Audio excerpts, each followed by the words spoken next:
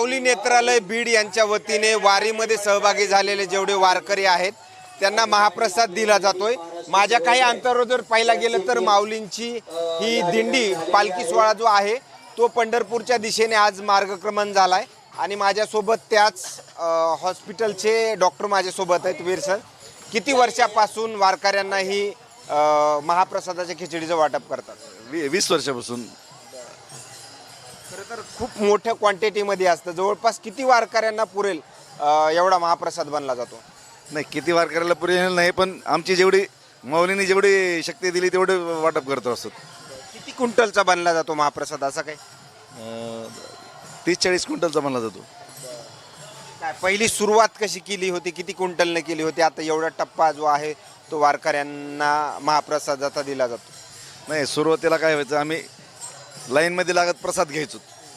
नंतर मनात असे की कल्पना आली की आपण माऊलीला खिचडी प्रसाद वाटू शकतो का, ही कल्पना मनात आली आणि त्या वर्षी आम्ही काय केलं, एक पोतं खिचडी प्रसाद वाटप सुरुवात केली।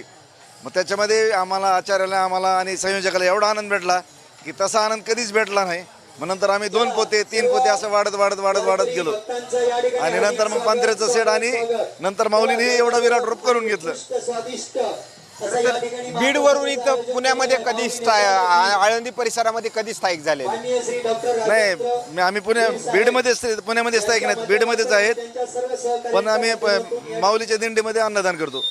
आणि नेत्रालय तुमचं कुठे, हॉस्पिटल कुठे? बीडमध्ये आहे। कंटिन्यू मध्ये म्हणजे दरवर्षी इथं येऊन महाप्रसादाचं वाटप करतात?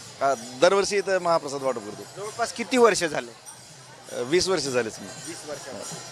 खरं तर या येत असलेल्या प्रतिक्रिया काय, तुम्ही स्वतः म्हणजे एक कुटुंबातले सदस्य म्हणून या ठिकाणी तुम्हाला काय वेगळा आनंद मिळतो या म्हणजे प्रसाद वाटपाच्या दरम्यान? आता माऊली नेत्रालयाची माहिती देत असताना सांगतो की भागवत धर्माचा प्रसार आणि प्रचार करणारे डॉक्टर वीर यांचे गुरु चाकरवाडीचे श्री माऊली महाराज यांच्या प्रेरणेनं त्यांना हे अन्नदानाची कल्पना त्यांनी अंमलात आणली।